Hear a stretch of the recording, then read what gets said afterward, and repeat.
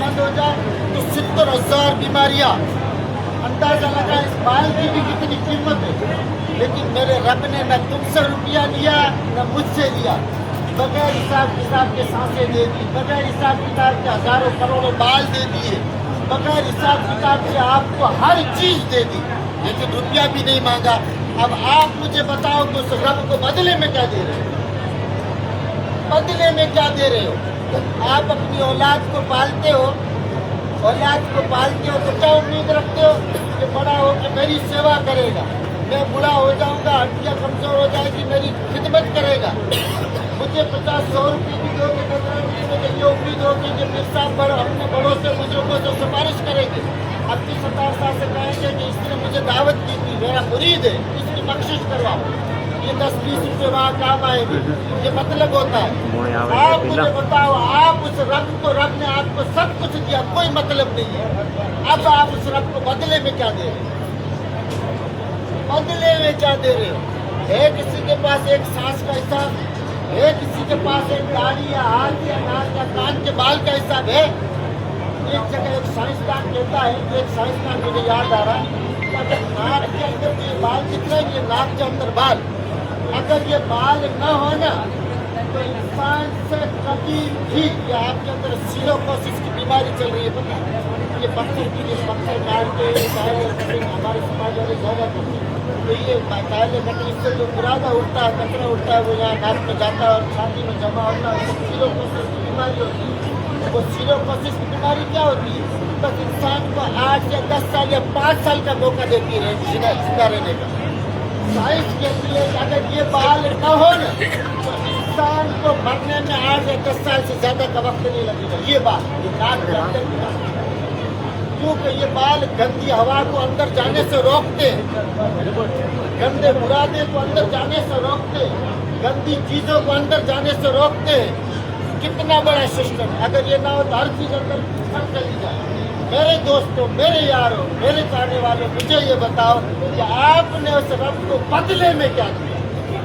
ایک آدمی کھڑا ہو کے دے دے باقی میں نے بدلے میں یہ دینا ہے تو بس پروگرام ختم اور حساب ہو جائے گا. تو یہ ہے, اگر نہیں ہے تو میں آپ کو کہہ رہا ہوں, اگر رب کو بدلے میں کچھ دینا ہے تو رب کے حکم کو ماننا شروع کریں. اس رب اور رسول کے حساب سے زندگی جینا شروع کر دو, اس رب اور رسول کے طریقوں پہ چلنا شروع کر دو. ورنہ حضرت علی رضی اللہ تعالیٰ عنہ فرماتے ہیں کہ اللہ کی نمازیں پڑھو اس سے پہلے کہ اللہ تمہاری نماز پڑھا دے. آج فاتحہ کے لیے جمع ہے, اگر آج تیاری نہیں کریں گے, آج ان چیزوں اس نعمت کا شکر ادا نہیں کریں گے تو یاد رکھنا کل یہی لوگ ہماری فاتحہ کے لیے جمع ہوں گے. یہ الگ بات ہے کہ کس کی فاتحہ کے لیے جمع ہوں گے, لیکن ضرور جمع ہوں گے, ہوگے کہ نہیں ہوں گے, اور وہ پتہ نہیں ہے کس کا نمبر لگ جائے. میں ابھی کچھ دن پہلے اقبال گڑھ کے آس پاس تقریر میں گیا تھا, میں نے تقریر میں کہہ دیا لاچولی میں, تقریر میں کہہ دیا بھائی پتہ نہیں آپ کی فاتحہ بہت جلدی ہونے والی ہے اور ہم میں سے کسی کی ہوگی. میں کہہ کے نکلا اور ایکسیڈنٹ ہو گیا اور بندہ چلا گیا. لوگ تو میرے اوپر پڑ گئے, بال سے لا دیا تھا. ہوا تھا نا ابھی آپ کو سنا ہوگا, لاچولی میں ایکسیڈنٹ ہوا تھا. زندگی اتنی, وہ فاتحہ پڑھنے آئے تھے, وہ فاتحہ پڑھنے آئے تھے, 5 منٹ ہوئے کہ فاتحہ کا پروگرام ختم ہوا. میں ابھی روڈ پہ چڑھا تھا اور مجھے خبر آئی کہ باقی وہ چلے گئے. اتنی زندگی ہے, اس سے زیادہ زندگی نہیں ہے. آپ کی زندگی بس رب کے ہاتھوں میں ہے. بس جب بھی چاہیے سانسوں کی مالا توڑ دو اور ختم کر دو اور آپ کی زندگی ختم.